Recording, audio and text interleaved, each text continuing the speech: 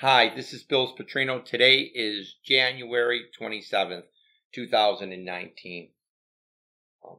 We are starting to do these now every other day. Dude, we're going to do them weekly, then we're doing them every 3 or 4 days. Then, because of popular demand, please subscribe. We are going to try to do these as often as we can now. I think me and my producer, Michael Stifler, have been overwhelmed by the positive feedback that we've gotten. People are putting these in Facebook groups all around the world. We've got a big base of people in Germany, Spain, Costa Rica, Canada. I'm very pleased that people like to hear the truth. This is the truth machine. I welcome all my subscribers from Newsmax to the Dividend Machine and the Inner Circle.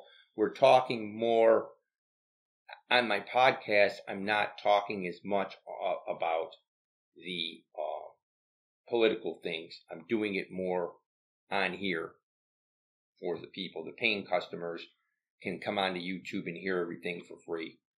But I want everyone out there in the world. I don't have subscribers or advertisers. I don't have, the producer works with me. This is what we're doing, is talking about the truth. On the last one, we got such a good response that I've been doing some homework, and I want to talk about a couple stories that the mainstream media, of course, is ignoring. The first one is about Sheila Jackson Lee. And if you guys know her, she's the nitwit. And I mean, she's a nitwit. And people say, Billy, you can't say that, you're being a racist. Look, Ben Carson is an African American. What they did to this poor man, the media has gone here's a guy, okay, grows up on welfare. And I got to meet him. There's a good picture of him and I. In fact, I'm going to put it on the thumbnail for this when we produce it. And he is a great man, okay? He worked at Johns Hopkins, and he prepared, and he did the first Siamese twins separation. The leftist media, they went after him and got his name. There was a school in his area named Ben Carson. They named it for him, okay? Right in the middle of the hood.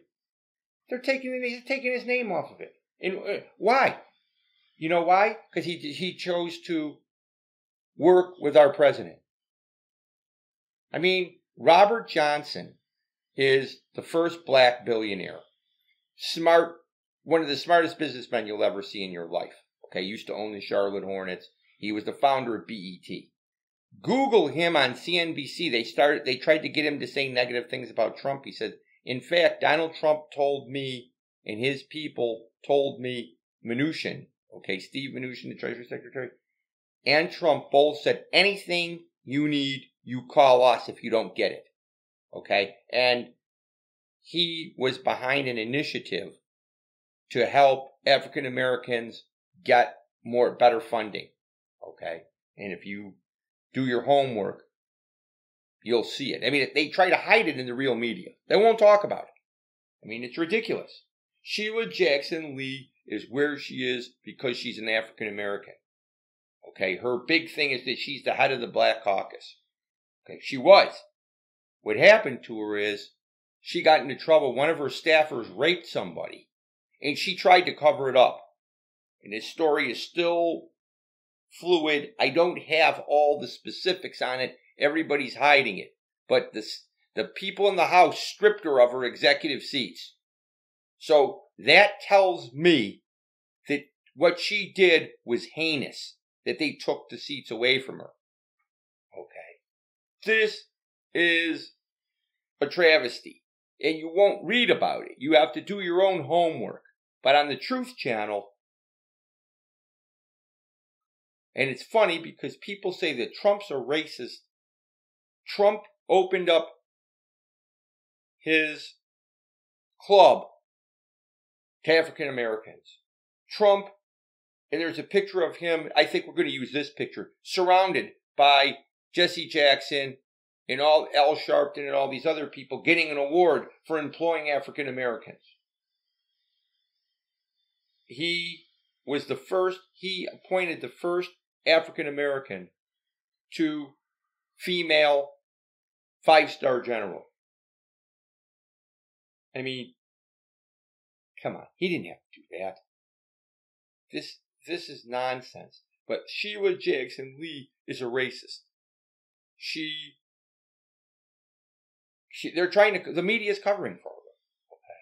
So you can look this up and get your information.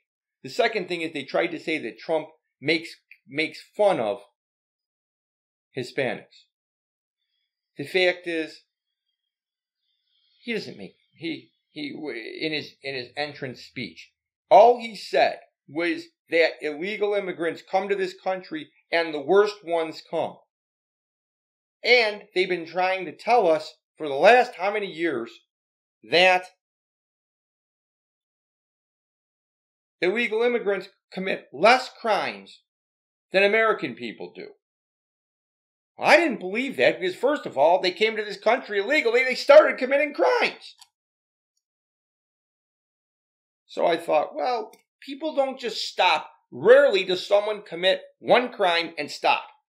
Just like nobody smokes one cigarette and then stops. Okay, it doesn't work like that. So there wasn't any statistics that anyone kept. But finally, for federal crimes, they just came up with these statistics. And I don't know if Trump went and did this research. I don't know who did the research. I'm just glad they did it. 22% of all federal crimes are committed by illegal immigrants. And it's not just Hispanic. It's all kinds of illegal immigrants. See, if someone comes here illegally, it doesn't matter their nationality. They broke the rules. Someone said to me, Billy, your immigrants came here legally. They say Trump hates immigrants. He married 2 immigrants. 2. Not 1, 2. His parents were immigrants. He just doesn't like illegal people. 18% of all fraud federal cases are by illegals. 33% of all money laundering, illegals. 29% of drug trafficking, illegals.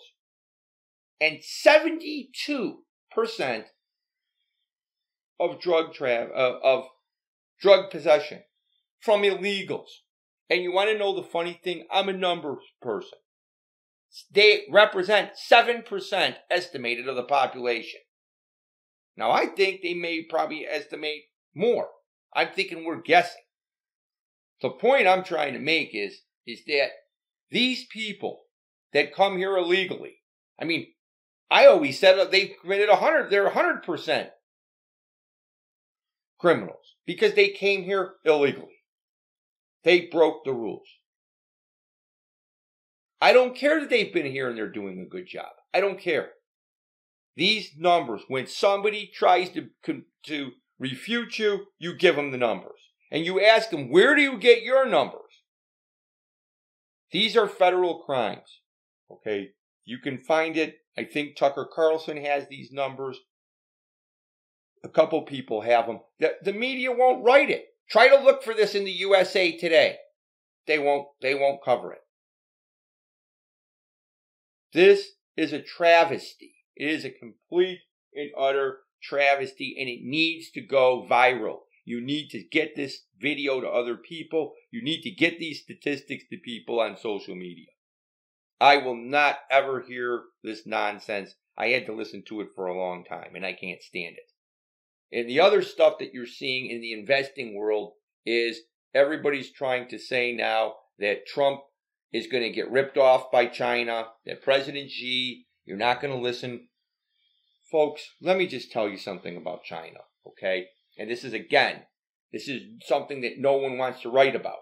Just like they don't want to write about African Americans, they don't want to write about Hispanics. And I just want to tell you guys something. White people commit the most crimes here in this country because the most people are white. But proportionally, They do not. They're like 70-some% of the population, and they commit, 50 or 60% of the crimes. I just gave you the statistics. 7% for the illegals, and they're committing 22% of the federal murders. And again, I respect the Chinese people. I do not respect the government. I do not respect the fact that they're trying to take over the world. And people say, don't they have the rights to do this? Yeah, they have the rights to do it. The same as people have the rights to do something in football or to be the champion in anything. But you got to follow the rules. They don't do that. They came into the WTO with they were just getting started status. Look up the Huawei CEO. She's going to be facing extradition. She violated our sanctions. And I talked to one of my friends who works for the government, used to work for the government. He told me, he said, Bill, that person at Huawei is on tape multiple times confessing they broke the rules. It wasn't just one time. That's why they're doing this. Their debt to GDP is like, we talk about our national debt being like 1 times the GDP. Their debt to GDP is 2.5 times. Okay, militarily, they act like they're these bad guys. I talked to one of my guys that lives in Columbus, Ohio. He'll know who I'm talking about. His name is Keith, with the military. He told me, he said, this one guy said, we have to scare America. We have to kill 10,000 Americans, this admiral. And nobody chastised him. Nobody called him out. And this guy told me, he said, Bill, if we produce 14 million barrels of oil a day, they produce 4. He said, if they hit on any of our ships, he said, within 2 weeks, the war would be over. And we would consider it an act of war. He said, I don't know why this guy opens up his mouth. But see, it's all trying to make our president, Donald Trump, seem like he's insignificant. He does nothing but say that President Xi is his friend because he doesn't want him to lose face. He understands negotiation. And he understands he doesn't want them. People say, oh, the Asian people don't want to lose face. Nobody wants to lose face. I got news for you. It has nothing to do with being Asian. If China wants to beat America in a regular competition, let them do it. It's just like in all those years with weightlifting in the Olympics. My friends who used to lift weights said, Billy, all these other countries, they have the drugs that don't get detected. All these guys are on steroids. All of them are. They wouldn't be in the Olympics if they weren't. That's the way it is. China has been cheating. They're a paper tiger. If we owed them money, how are they going to collect it? They're not going to collect it. There's no human rights there. Everybody's talking that China, the President Xi and China and all this are going to take over. Folks, China needs to make a deal with the United States. And Donald Trump knows it. Read Michael Pillsbury's book is all I can say to everybody. The stock market is fine. It's going to be fine. The plunge protection team is protecting things. Don't worry. As far as the Super Bowl goes, I got to tell you, I'm not going to have a long analysis on it. And people are saying, you're just bitter your team lost. Folks, if the Rams would have won the game legitimately, I would say they won the game legitimately. They didn't. And I couldn't even accept that. I would have stopped the game and said, look, there was a penalty. I mean, when we were kids, we played a game and you called fouls on yourself in basketball. I mean, that guy committed a penalty. Okay. The fact that everybody didn't know, that everyone in the world except and I blame all the referees for that. But to me, handicapping the game is very simple. You got Bill Belichick and Tom Brady, 2 of the greatest coaches, and people say, oh, Billy, you like Bill. I don't really like Bill Belichick as a person. I think he did a lousy job with the Browns, but he was good with New England. And I mean, he has Tom Brady, and he's a great defensive coach. Sean McVay's a good offensive coach, but it doesn't matter. Bill Belichick will neutralize him. Jared Goff is not Tom Brady. I don't think he's not Drew Brees. He's not any of them. The Rams shouldn't be even in this game. I I would like to see good karma and like to see Brady win his championship. And I don't think he's going to retire. He wants to play till he's 45. I read his book. If you've ever read if you want to read the book, a great book on nutrition, read TB12. Okay, Tom Brady. It's a great book. I don't follow everything in it. It's a great book. I just think that the Patriots will win by Patrick Mahomes and the Chiefs had a great offense, and they were neutralized. New England kept the ball. The Rams do have a better defense. The Rams have a good defense, and they can pressure Tom Brady. But I just think that overall, the Patriots are too much for them. I mean, I had a hard time picking the Chiefs and the Patriots. And I said if the game was in New England, I would have bet on them, absolute for sure. But playing in Kansas City, and the game was close. Okay? I said it would be a close game, and I thought the Patriots would win. I did think the Saints would win. As far as I'm concerned, they did win. And I know the scores. I understand things, but let's be honest. That was a penalty. That was a clear penalty. And all that would have happened is they would have run the clock down, and you saw the guy kick the field goal. He would have made it, and the game would have been over. So that's the last thing we're going to talk about as far as the Super Bowl goes. So from behind the wheel of the Truth Machine, this is Bill Spatrino asking you to sit back and enjoy the ride.